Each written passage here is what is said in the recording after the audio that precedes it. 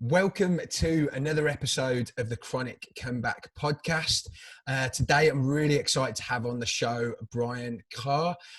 Brian is the host of Mold Finders radio podcast and co-founder of We Inspect, who are nationwide mold inspectors in the US.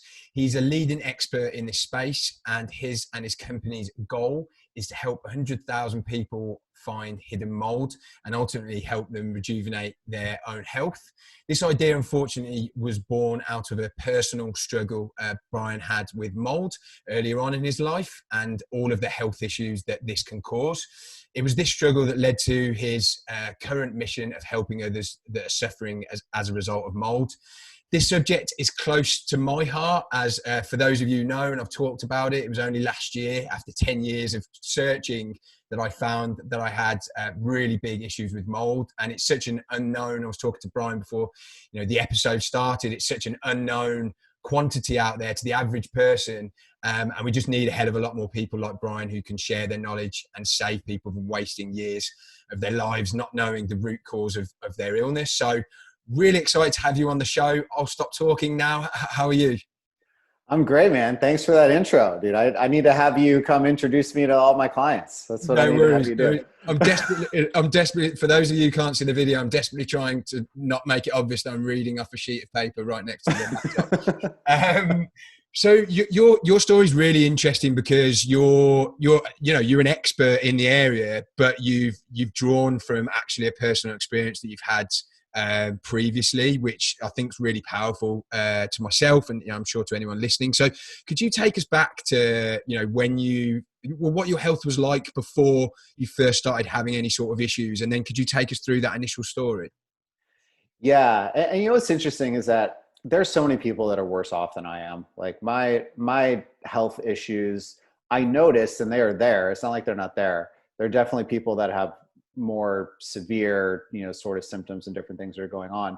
But what's funny about that is that like a lot of us go through life and we start feeling like a little off or whatever. And then we just think it's because, oh, we're getting older, or, oh, it's this, or, oh, it's that. And we just kind of dismiss it, I had like one sort of event that I was able to tie it to. And so it helped me kind of put that together. But sometimes it's not like that. Sometimes it's just this gradual thing. And we don't really think about what it is. You go to the doctor, they tell you, oh, you're getting old, here, take this pill, like whatever it is. You don't really understand like why it's happening in the first place. And I've learned all of that since, what happened with me. So what happened with me, like I said, it was more of a specific event, but I was living in this apartment in LA. A lot of the buildings in LA are really old. So I was in like this old building, and the pipe, it was an apartment, there's an apartment above me. The pipe above in my ceiling, which is below the bathroom above me, the pipe burst, flooded into my room, caused a big problem.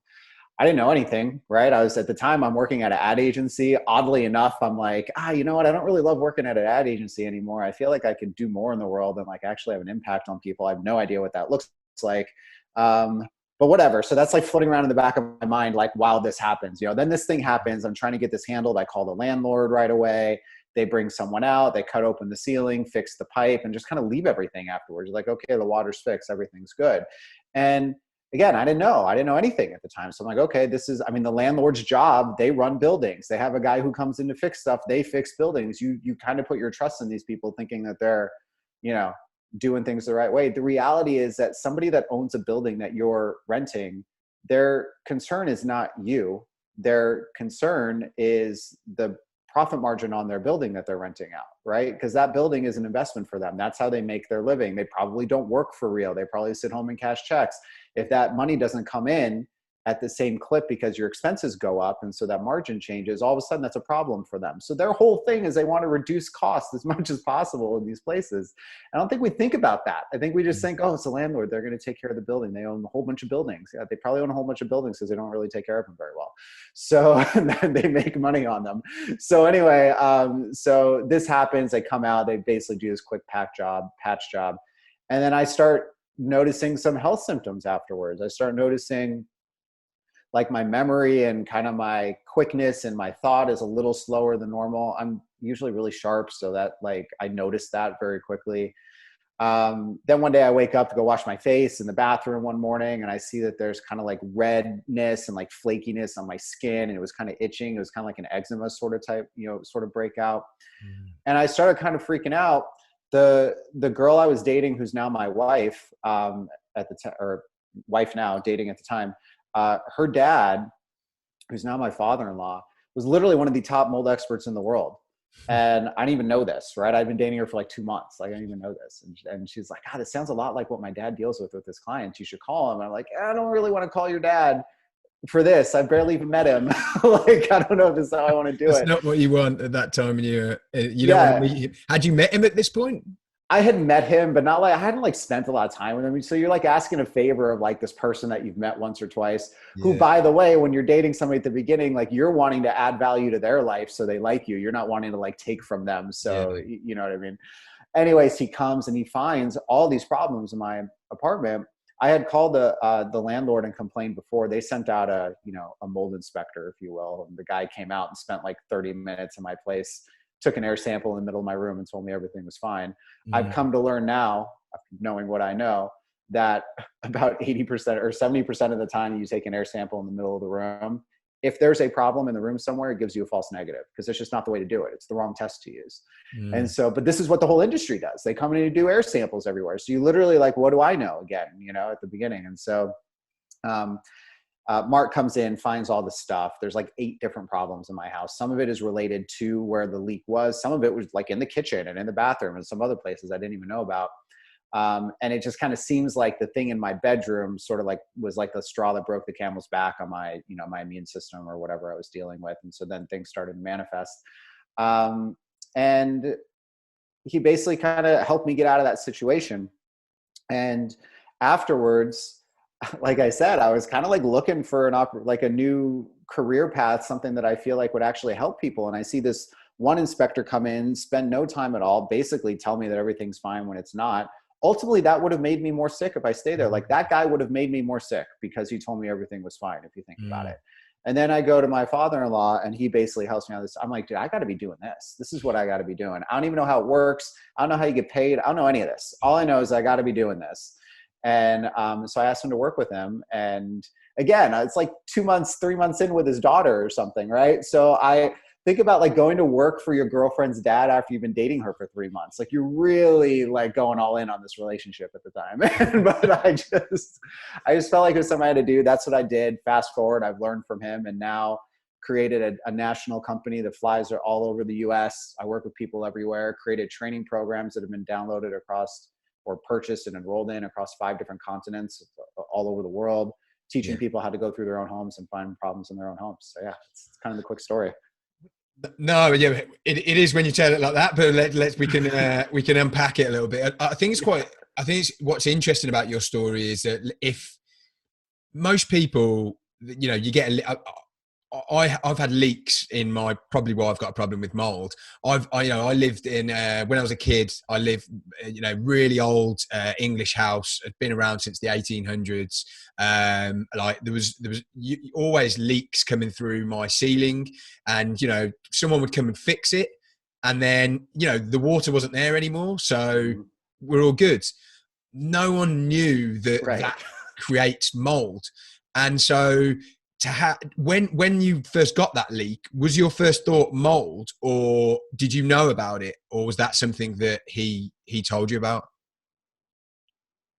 I didn't know about it at all. And honestly, I probably never would have even thought about it if I wasn't dating my wife at the time. The only reason it even came on my radar is because she's like, hey, this sounds like a lot of stuff that my dad deals with his clients. Like that's how it got put on my radar. Most of us don't have a friend or a girlfriend or a wife or whatever who happens to be the daughter of one of the leading mold experts in the world. Like most of us don't have that, right? And so like, how would that even get brought on your radar? You wouldn't even think about it. Yeah. And then you would probably go to the doctor and they'd be like, oh, you've got like this weird, thing. Take this pill to try to subdue this skin breakout. You take these pills. I'm going to be on pills forever now, apparently.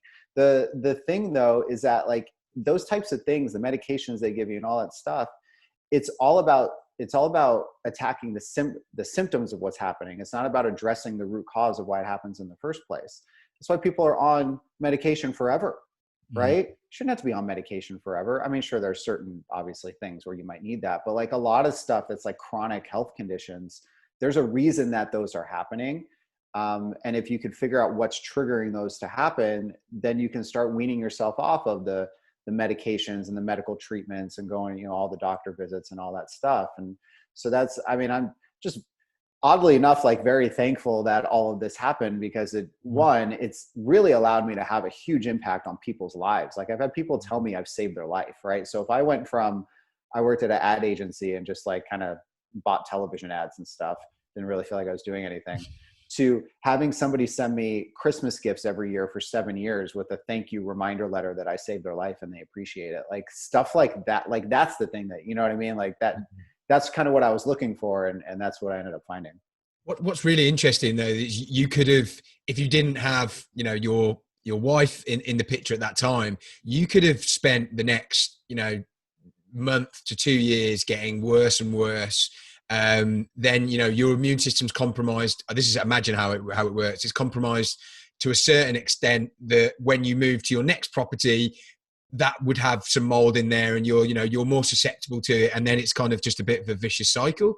And I guess that's what, is that the kind of thing that you see from your clients? Do you see a lot of people go, move from place to place, and then because they become so sensitive to it, it's very difficult for them to recover in a place that's even got a little bit of mold? Yeah, I mean, the typical story of like of a client that finds us, they've already been on this path for a long time usually. Mm. And it's usually anywhere between like a few years to like 10 years or something, like within this time frame. And during that time, they start feeling a certain way, whatever's going on. And then they start going to doctors, and you basically start with your general doctors that your insurance covers or whatever, and they just don't look at stuff like this, right? So the beginning of the journey is me going to trying to find multiple doctors that just kind of don't look at things the way that a functional doctor would look.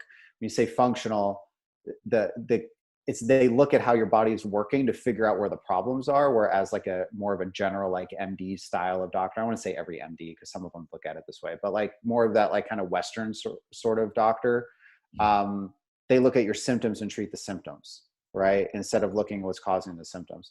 So a lot of my clients, they'll have seen multiple doctors. They might have seen 10 doctors by the time that they found me. Finally, they found a doctor who connected the environment piece to them.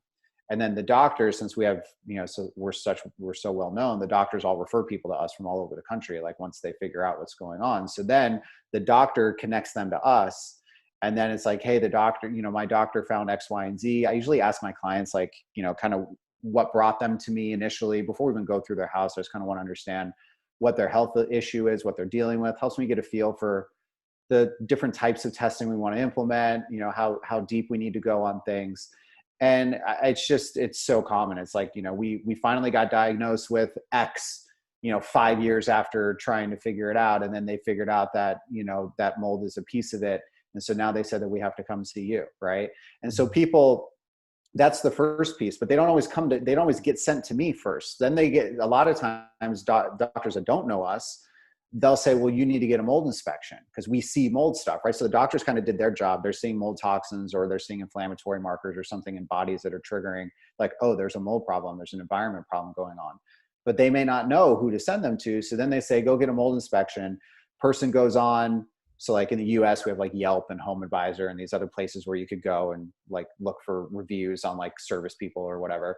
And they'll find, a local mold inspector that has, 5 stars and they're whatever. And these are the guys that come in and do the same thing that I described to happen in my place. They put an air pump in the middle of the room. They give false negatives, all this stuff. So then what happens, it's like a few years to even figure out what's going on with you. Then you bring in a mold inspector who basically doesn't do an inspection, and they kind of do it the wrong way. And they give you this false sense of security. So now you think that your home is fine, right? And then your doctor's telling you that you're being exposed, but you're like, no, I just paid this mold inspector $800 and they said everything is fine. So that's not it. Then the person is like, well, doctor, you don't know what you're talking about. I need to go look for more doctors now because I don't believe you, right? Then they bounce around a little longer. Then they find another couple doctors, and those doctors are like, no, really, there's like a mold problem going on. Then they go back and get a second inspection. Typically it's somebody else who's the same. And they come out And the same thing happens. And then finally they find us. Like, this process takes so long and it can cost a lot of money. Sometimes they even remediate based off of the wrong information. And then they spend a bunch of money on mold remediation that isn't actually fixing the source of the problem. And they're out 10, 20 grand, and they've lost 2, 4, 6, 10 years of their lives even trying to figure this out before they get to us. It's such a common like path. And that's why I think it's so important, and why it's so cool that you're trying to share this out. Cause like, you literally can shave thousands of dollars and years of time off of this process if you kind of open your eyes to it earlier.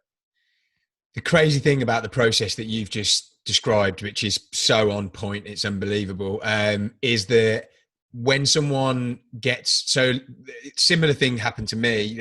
Someone mentioned mold, so I was like, oh, I'll go and speak to someone, and I looked up a company, and they sent me a machine that I could put in my house. And we're in the Stone Age compared to the guy, you guys in the States, but there's nothing here. But I put this machine in the middle of my apartment. It came back, and there was no mold in my apartment. So then in my mind, I've ruled mold out. So I then go to all of these other things that supposedly could be happening. So it's not like I'm continuing down the mold route. I'm now ignoring mold, which is even worse. So, and then it turned out that like that apartment was so rife with mold, and I lived another 2 years in that apartment before I finally got to the company in the UK that can actually give you maybe similar to yourselves. For those of for the listeners who aren't aware of the issues that mold can pose, could you just give, I know you're not a doctor, but could you maybe just give us a little bit of an overview, just a brief overview of that, and just why it is dangerous? Yeah. So there's so many ways it can impact you. And that's what makes diagnosing a mold issue so difficult. It's what's described as a multi-system, multi-symptom problem. So when you say system, think you have your cardiovascular system, your nervous system, where you have the different systems in your body. So it can literally impact every single system in your body, depending on how it gets in there, how it moves around. And then the symptom profile can be completely different depending on where it's impacted, right? So you could have skin issues like I did. That's one type of thing. You could have brain fog. You could have forgetfulness, chronic pain, chronic fatigue. You can have all kinds of things that go on. And it makes it really, really hard to say, this is a mold problem, right? And that's why it's so difficult for these doctors to diagnose it, especially after I talk to more, functional docs and kind of how medical insurance works. If you're more of a traditional, general practitioner, insurance covered kind of person, basically somebody comes in, you try to figure out what's going on, and then you diagnose them with something. The diagnosis needs a code that they put into the computer. And then based off of that code, that's how you're able to kind of like provide prescriptions, and they're all coded. There's no code for mold illness because it's literally can manifest in like a million different ways. And so that makes it really hard for them, right? Like they've gone to school and they've learned very like black and white stuff. And then you get into this, that's like this weird thing. It can get into your lungs. It can get into your bloodstream. It can impact your gut. It can get into your brain. It can get to your skin. It has reproductive consequences. It has hair loss. There's like so many things. And there's so many more that I'm not even outlining. A really good book that kind of breaks it all down is a book called Break the Mold from Dr. Jill Krista. She's actually a good friend of mine. I was just texting her this morning, but her book breaks down all the systems and then shows you all the symptoms that fall within each one of those systems in your body. And it's like a really cool snapshot of like how to try to figure out like, oh, does this sound like me? Like, could this be me? And then she has a lot of other things for how you can kind of do like more natural sort of treatments and stuff like that. But it's a big thing. And then the second thing is so that's just kind of how it can manifest. But then you talk about like, well, why is someone susceptible? People think that like, oh, you must be like a weirdo if you're mold sensitive, right? You're like this minority of the population. Everybody's not like you. You're not normal, whatever. And that's honestly, it's like not true at all. So I was doing this presentation right before COVID hit, I think. So it's February before COVID hit. I was in Florida and I did a presentation for like our biggest national indoor air quality industry. And I was teaching mold remediation for hypersensitive people. That was the topic I was doing. And I was trying to figure out, most inspectors, most remediators, they think that the person that's hypersensitive, like I said, is this just kind of annoying person that's not normal, and they want too much and they're super needy and they don't even want to work with them, right? Because it's like, they don't want to deal with it. So it's like, how do I show these guys that this actually is more of the norm than not, right? Because it really is. It's the varying degrees of how we react, but like the impact that it has on so many people. So what I did is I literally just pulled the 4 things that I see most in people that I work with from a health condition point of view, and I put all those numbers together. So the first thing is something that's called chronic inflammatory response syndrome. This is basically talking about a genetic expression. There's an expression of a gene that happens in your body, and if it's expressed, then basically it means that you're not able to detox environmental contaminants properly. 24% of all of humankind has this genetic issue.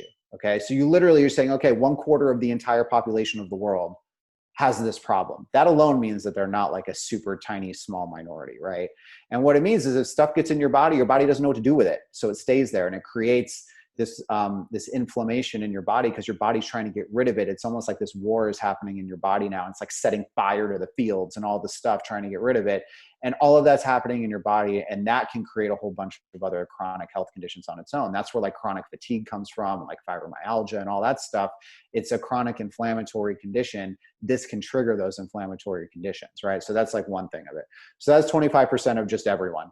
Then if you have another health condition, that is impacting your immune system, that's another thing that can cause a problem. So again, if your immune system's already depleted, it kind of opens the door for this stuff to come and be a bigger problem. Lyme disease, PANS and PANDAS, which is a neurological issue.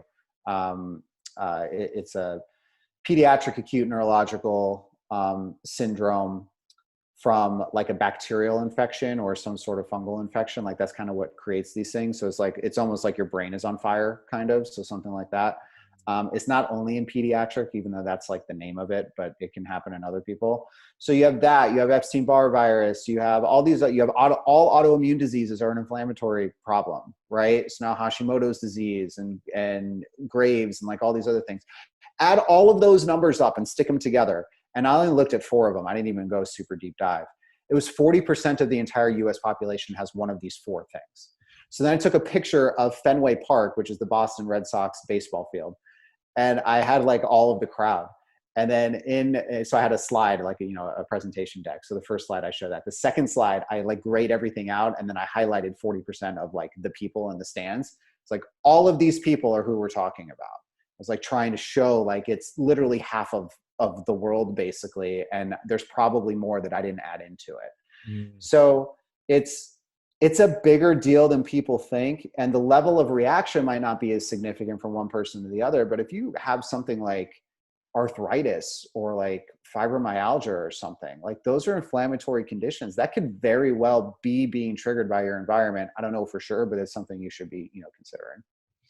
Yeah, I mean, the fact that it is that much of a big problem and yet the awareness of it, I mean, even as much as a functional doctor that I was seeing for Lyme up until 3 years ago didn't really test for mold. And then it was only like last year that he started talking to me about it. So it's just crazy that it's such a big thing. And yet, it's not really known. So when you're going into a property, is there an acceptable level of mold? Because it's impossible just to have no mold, right? Yeah, there's always going to be something, but people want that. They want that. What number is okay? It's not black and white like that, because the truth is it's completely dependent on the occupant. Yeah. Right. If you don't have that genetic issue, if you weren't exposed as a young person, if you get exposed before your immune system is completely developed, it could rewire your DNA on how you react to stuff. It could literally rewrite your insides on how you react to things. So if you were a kid and you lived in a damp basement, or you lived somewhere with mold problems and you were there through your teens or whatever, you could have created an internal genetic problem, not because of how you were born, but because of how basically your DNA was rewritten on how you react to things. Then if you have a current health condition too, if you have Lyme and autoimmunity, something like that, then all that comes into play, right? So for someone who is maybe dealing with multiple things, I've had clients that have SIRS, Lyme disease, mast cell activation syndrome, this. They have all these things. It's like, all right, well, for you, we got to be way, way more conservative on what we think is okay for you, right? And then the thing is, it's not even really my decision. It ends up being the doctor has to weigh in on this. We have to see what's happening in the house. How significant is it? I will tell you the plan that we've built over the years that works, that gets rid of stuff, right? But at the end of the day, you need to decide, like, is that worth it for you or not? Do you want to start there? Do you want to go try to find something else? The problem with finding something else is that every home has something going on. It's just the way that homes are built. And so it's not like my house is this lemon that is a problem and I'm just going to go move somewhere else and it's going to be perfect. You're going to go somewhere else. That house is going to have its own problems. Yeah. So if you're someone who's sensitive, you're always going to need to be keeping this in mind and doing, a thorough inspection wherever you live and understanding how, what's moving through your house. Is your air conditioning system impacted? Is there been leaks in certain places, things like this, and address those wherever you go, right? So it's just something to kind of keep in mind. Yeah, it's a bloody minefield. So when I was in my old place, it's a place I own actually, and which was made it a little bit more upsetting, but really old place and had a lot of leaks. So I was like, I need to get out of here. So we've moved into this apartment in London. It's never been lived in before, and I don't get I'm not really sensitive in that I don't. Where you hear about these people who walk into a room and they immediately know something's wrong. I did get a lot of sinus issues, a lot of sneezing and stuff like that, probably similar to what you were saying. It was almost like I had hay fever in my own house. And I used to go to my friend's basement apartment, and that was terrible. Within a couple of hours, I was sneezing a lot. But I'm in my new place, never been lived in before, brand new, my sinuses are fine. So I'm under the impression that it's absolutely fine. And then the practitioner I'm dealing with at the moment said, do an ERMI test. And so I got, did the wiping everywhere with the dust and whatnot, sent it off last week. It came back and it's got a pretty high score of mold. Like, I think it's like a 6.8, which isn't, that's pretty high, right? So it's really interesting. I'm actually working on I'm going to be building like a product like that actually explains ERMI from top to bottom. It is so crazy to me how many people get ERMIs, right? And you should, like, it's a very valuable test to understand that, but then nobody knows how to interpret it. The labs won't interpret it for you. They'll just say, oh, that's not what we do. Here's your lab results. Yeah. And you're sitting here with this, you're like, all right, what do I do with this? Is this good? Is this bad? We get so many phone calls just like, hey, can you help me with my ERMI? Like, that's what it is. So I'm actually going to create like a little mini course. Here's how you read your ERMI. Here's everything you need to know about it. But the scoring system is tough because if you look at it, what it's doing, it's subtracting. So for people listening, because they probably haven't seen it. Yeah. So an ERMI test, it's a dust collection test you do throughout your house. It does DNA formatting of the different mold species that are on the panel. There's 36 mold species on the panel. What ERMI stands for is Environmental Relative Moldiness Index. This was a study that was done by the EPA in the US. I want to say about 15 years ago or so. I forget exactly when. But they did 1,100 homes across the US. Some of them had water damage, some of them didn't. They're just trying to kind of create some sort of like scale system that you could then do something in your house, compare it to this scale and try to figure out if there's potentially a mold problem in your house. That's what they were trying to do. The scoring system in its own right is inherently flawed. Like, you can't look at the score alone because it's going to be super misleading a lot of the times. For a couple of reasons. One, I actually got a hold of the original study, which is very hard to find. It took me years to get a hold of the original study. I feel like it's being guarded by lock and key somewhere. I find the original study, I'm reading the whole thing.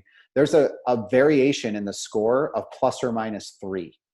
So like your score was a 6. Yeah. So that if it was a 3 or if it was a 9, they would consider that the same thing. Are you kidding? Like, just that alone totally takes the whole scale out of whack, because the way the scale reads, it's like in little 5, or actually like it's below -4, then -4 to 0, then 0 to 5, then 5 up. So you have like little kind of 5-point increments that are there. You could have you could literally have like a 6-point swing either way. And they tell you that should mean the same thing. which means the score is completely useless, right? If you think of it that way. The other thing is, if you look at how the score is calculated, so for those of you listening, the way it is, you have group 1 molds and you have group 2 molds. Group 1 are what they call the more water damaged molds. Just means that these molds need a little more water to grow. It's basically what that means. Group 2, they say, are your common indoor molds. The way they word it, it's like, it's okay if you have a bunch of these because it's common and it's indoor. No, it just means that they're more often found indoors. It doesn't mean that, like, the word common makes you think that it's fine for them to be in there, right? So if you have molds in group 2 that are super high, that's still a problem, right? It doesn't matter that it's in the group 2 side. And then what they do is they take the totals of each of those and they subtract group 2 from group 1, and that's how you get your score. So for you, let's say your score, I know, is 6 point something. Let's say it was 6, right, for math. So here's 2 different scenarios, right? So group 1, let's say group 1 was 8, was the total of group 1. And let's say the total of group 2 was 2. 8 minus 2 is 6. That's a relatively low load on the grand scheme of things, right? Now you could say your group 1 was 30 and your group 2 was 24. 24 minus 30 is 6. That number looks exactly the same. The overall amount of mold load is significantly worse in the second example than the first example. So looking at the score alone is, you just can't only look at the score and think that's telling you everything. So when we look at it, it's a combination of kind of like what the 2 groups totals look like, how many different mold types you're picking up in each group. Are certain mold types significantly above what the industry study was, right? So if you're getting mold types that are 10 or 100 times higher than what the original index was, you're like, okay, there's something going on that's allowing such a proliferation of a certain mold type that's there, right? That wasn't there. So that's kind of how we look at all of it. I'm trying to figure out how to put all this into some sort of like thing that people can look at and get a better feel for it. But yeah, so I started going off on ERMI. I don't know if that's where we were going. No, it's really useful. I guess my original point was just, yeah, it just seems like even in the places where you wouldn't expect it to have mold, like in a brand new apartment, never been lived in before, then even that has mold. And that's, to your point earlier, where, everywhere you go is going to have issues. And I guess you've got to kind of try and deal with what you've got, to hand. The people that you go and see, is there ever a situation, like how many times out of 10 would you actually go and view a property and it's not actually that bad? It's not actually that moldy? Well, you got to keep in mind who's calling us, right? Yeah. We're getting phone calls from people who are referred by doctors who have chronic health conditions. When their doctor says they have a mold problem in their house, every single time they have a mold problem in their house. Okay. So we don't really go, because we don't do the, hey, I think I had a leak under my sink, can you come look at it? Like, that's not what we do. We do the, hey, I feel like I'm dying, I need you to help me figure out how to fix my house. Like, that's what we do. Yeah. So every house that we go into has something. I've said this before, and it's not even an exaggeration. If your doctor is telling you you have a mold problem in your house, you have a mold problem in your house. It's true. Like, it just is. I've never seen a situation where the doctor's like, man, there's something really bad going on here, and I go in and find nothing. That has never happened. Yeah. So you gotta find the doctor that you trust and that gets it. That's the first thing, right? But once you find the doctor that gets it and they understand, and you literally can just do the gut test on your doctor, right? Like, if what they're saying makes sense for you, and you've done research on your own and you understand that your body is like a machine and you have to fix why the machine is broken in order to fix the leak that's coming out from somewhere, right? Like we just got a new car and they delivered it to us and the air conditioning wasn't working. It was like warm coming out, right? And so the first thing they did, they're like, oh, we'll just fill it with Freon. And there you go. It's a brand new car. Why was the Freon gone in the first place? Right? It's a brand new car. It's not like they delivered a car with no Freon. You know what I mean? So like, why was it not there in the first place? They fill it with Freon. It works for a day and then it's gone again. And then it doesn't work anymore. And then it goes back in like, oh, I guess we need to diagnose this problem and figure out. Sure enough, there was a little seal that was broken and everything was leaking out. Our bodies are just like that car, right? If the air conditioning wasn't working because the Freon was gone out of magic air, the Freon was gone because there was something broken in the car. So like with our bodies, if we're getting reactions and things are happening, there's something in the mechanics of our body that is not working. It's not just the equivalent of put more Freon in the car is take this pill and everything's going to be fine. And then in a couple of weeks, you don't feel good again, right? That's the equivalent of that. So you got to figure out like what's going on in the gears and what's working. So if you talk to your functional doctor and they approach things in that way, and you have confidence in them, and then that person tells you you have a problem in your house, you probably have a problem in your house. The big issue we've got here in the UK is that we just don't have enough people, companies like yourself. We've got there's this one company that I work with, and they came round, they were nice enough, but they came round and basically told me there was this massive issue, and they could do all of this work that would cost me a lot of money, but there's no way, there's still a good chance, or there was still a decent chance that that I could still have issues afterwards. So I was like, well, am I going to spend all of this money doing the renovation, doing the remediation, with not more of I know you can never guarantee anything, but with as close to kind of, a higher percentage than what he was giving me. When you go into a place, and I know you can't guarantee it, are you like how many times, how often are you having to go back and redo work, or is it like, what's your process there? Yeah, so we actually don't do the remediation, the cleanup. We write the plan for how to do it. So we put like the whole scope together, and then a remediation comes in and executes the plan that we put together. Right. The biggest thing, the reason that there's two reasons remediation doesn't work. One, you didn't actually find the sources where it was coming from. Mm-hmm. So if there's mold behind multiple walls in your house and you didn't actually figure that out, and then they come through and just clean your house, you'll probably feel better for a couple of weeks, and then the stuff behind the walls is going to penetrate out again, because that's what it does, and then you'll start not feeling good again, right? So that's one reason that it doesn't work. The second reason is just their process isn't good. So yeah, maybe we found the stuff behind these particular walls, and yeah, we ripped out the walls, but we didn't actually remove the mold from the framing that was behind the walls, which I cannot tell you happens so often with these companies. I don't get it. They're contracted to remove mold from surfaces, and then all they do is take out the drywall and like walk away, and there's still mold all over the framing behind the walls. And then they want to put a new wall up and call it a day. And so that's it. Either they didn't find it all, or they didn't do it right. Those are the two reasons that it didn't work. And so a lot of times that people are, and I'm never going to say I'm going to find every single thing in a house, but the way that we go through a house and the way that we look for stuff, I've never found anyone that finds anything the way that we do. I've been called by people who've had multiple inspectors, because, there's a couple other people in our country that'll consult that are more national, right? There's a couple people at the top of the list. I've come in and followed all of those people and found a bunch of problems in houses that they ended up missing, right? So I feel pretty confident about the way we look through a house and our process and our method and what we do to be able to find where the locations, where the factories are in the house, right?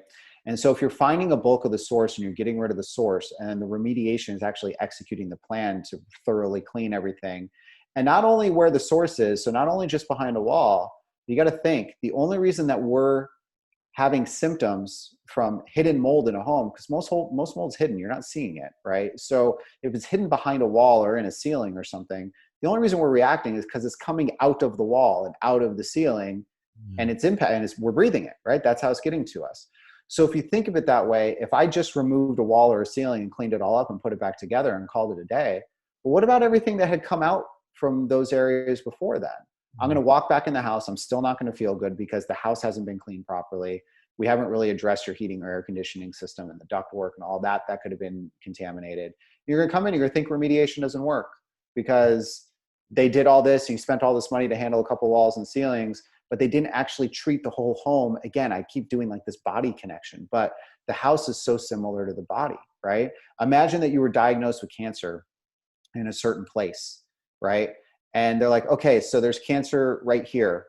We're going to go in and we're just going to cut this thing out, and that's going to be it, right? You have two parties that are doing this. You have your oncologist who's doing the whole diagnosis and they're putting the whole plan together. Then you have the surgeon who actually goes in and removes the tumor or whatever's going on, right? The oncologist's job is not only to find the source of it, they also do other testing. Has it spread? Is it in other places in your body? Is it in tissues? Is it going to require chemo on top of surgery? Like all of that stuff, right? So they're doing testing that's not only finding the source of it, but also how it's moved throughout your body and how you have to basically treat those areas. The surgeon, all the surgeon is doing is going where the oncologist is telling them to go. So if the oncologist is saying, hey, there's a tumor right here in this guy's stomach or something, cut this thing out, That's what the surgeon is doing. They're taking that thing out. In our scenario, that is what the remediation company is. They're the surgeon. The oncologist is what we do. Okay. So the remediator is just executing a plan. So what if the oncologist said, okay, we actually need a couple things to happen. We need the surgeon to take this tumor out, but then we also need to do a secondary treatment in the body because it's spread to this other organ. And so in this organ, we're going to do maybe chemo or certain things or whatever.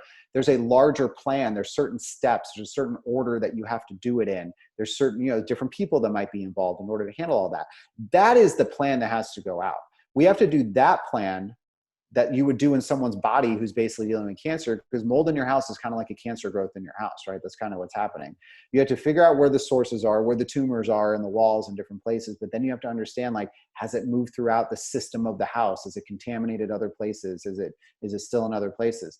That is how a full true remediation works. And so if you're not thinking of the sources and the building components, the living spaces, just literally what's settled on the surfaces in your house at that point, because that's going to get resuspended into your breathing zone. You're going to get exposed to that. So how do you clean the house properly? The whole house, not just where the wall was, but the whole house. And then what's going on with your ventilation system? Did it pull stuff into the ductwork that's now sending it throughout the house as well? To think of all those things.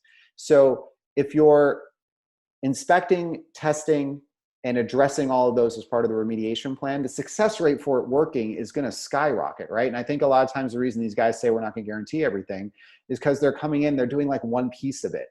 And they know that they've seen a lot of times that it doesn't work. It's the only reason somebody would tell you that, right? Well, the way that you described it anyway, it's like, yeah, I mean, there's a good chance it's not going to work. Yeah. It's a good chance it's not going to work because you're not doing it right. Like, that's why. It was a very depressing visit. Yeah, it was like, you're screwed and we can't really help you. Do you have do you have companies then that you like partner with on the remediation side that are good that you can recommend? Is that how you work, or is it up to them to kind of find the best person to do that?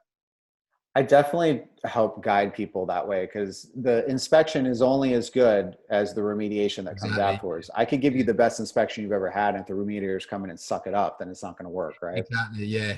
And so there's like, people work with us in two ways. The first way is we come to your place. We fly to wherever you are. We go through your house, do a super deep dive. It can be expensive for us to do that. I mean, people pay us, upwards of $10,000 to come to their house and figure everything out for them, just to diagnose it all. Typically, the reason they're doing that is because they've done it multiple times before and no one's been able to figure it out. So at this point, there's like, we have to figure this out, right? So that's one way that you work with us. And then if you do that, then I'm actually like working with you, like consulting with you directly. I'm referring a remediation company to you. That there's one in the US that travels like we do. That kind of follows our processes, and we've worked together to build stuff out. So I know they know what they're doing. And then there's also for my clients, I give them like a video series that helps them sort of outline what the expectations of remediation are, so they can use that to help interview companies that they're working with and try to find someone locally. So it's kind of the two ways that happens. The other way that people work with us is they enroll in our program. It's called Mold Finder's Method, which is basically like a do-it-yourself inspection process. So like what I did is, when I go through a house, it's super systematic. It's, we all think that our homes are super unique and they're super interesting, and like everyone is going to be completely different. And it's really not. Like, I've literally gone through all these homes. There's only 10 types of rooms that you'll ever find in any home or building. One of 10 types. Any room you have in your house falls in one of 10 types of rooms. And then when I'm going through those rooms, I'm looking for signs of water damage. That's the big secret of finding mold issues. Is if you're going in a house looking for mold, you're not going to find it. If you go in a house looking for signs of previous water damage, you'll find all of that, because you can see that with your eyes, and you can't see mold with your eyes. So that's kind of like the clue that lets us know where it's hiding. There's only 5 types of water damage, really. And so like every type of water damage can be put into one of 5 types, one of 5 categories. So the way that you go through it, the way I go through a house, I go in a certain room. I know in my head what I'm looking for in terms of like the areas of the room. And then I know the 5 things I'm looking for typically, and I just kind of scan a house that way. So what I did is I put all of that down into like a blueprint of how to go through every single room of your house and what to look for in all of them. So that's the other way that people could work with us. There's programs called Mold Finder's Method. And then to get to what you're talking about, so the remediation piece on that, because we're not there directly, right? So part of the program is I've actually like written out all of our remediation protocols for each specific room type. So in this room, these are the things that you would be doing in this room. based on what you find, essentially. And Mm. then the phases of how you do them, the order in which you do all of them. So if you have these rooms, you do these first, and then you do this in the house, and then you do this. So I basically kind of written out our whole plan. And then all someone needs to do is, once they've gone through their house and figured out where the suspect areas are, and then if they want to test them, they can. If they don't have to, whatever. And then they get a remediator to come out and basically execute a plan. Well, I've already kind of written the plan for them as well. Like, if you're in this room, these are the types of things you need to do in this room to fix them based on what you find. And so they have all of that. And then they have the video thing I was talking about. So they can basically go look for remediators, say, here's the plan I want executed. I don't want you to make one for me. I want you to do this. It's all written already. And I want you to watch these videos and understand what the expectation is. And it's a way that we've been able to kind of expand how we help people without us having to be there directly, in a much more like cost-effective way. So those are kind of like the two ways. But when it comes to remediation, it's so important to be giving the remediation companies the plan and not expecting them to do it for you, because if you do it, they're not really going to do it very well. It's really cool that you've got like a way of working with people that, you know, who can't afford, you know, the higher prices, because I know that, you know, that is a big thing that potentially puts people off. And that was going to be my final question, really. Like, for someone who is, you know, listening to this, who's, you know, had chronic health issues for ages, or has just started having chronic health issues and is just really hearing about mold and has never really properly looked into it, what would you say would be, and bear in mind there's going to be people listening outside of America, so I mean, what advice would you give, just to maybe just at least first of all qualify that there is something wrong in their place, and then, you know, the steps after that? First thing I would do is I would do an ERMI. Do Yeah. it in the house. If you're seeing, so again, like I said, there's 36 molds on this group, or on this panel collectively.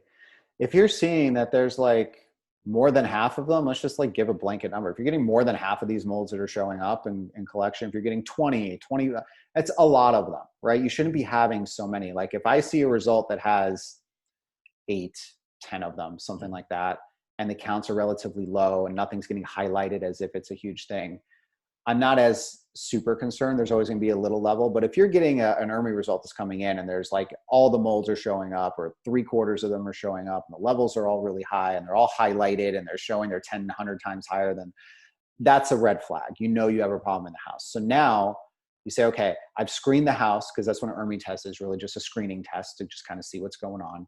I see that I have a potential problem happening here. The next thing that you have to do is you have to figure out where the problems are coming from. Right? You have to know where the sources are, because you can't just clean your house and think it's going to get fixed. It's all going to come back.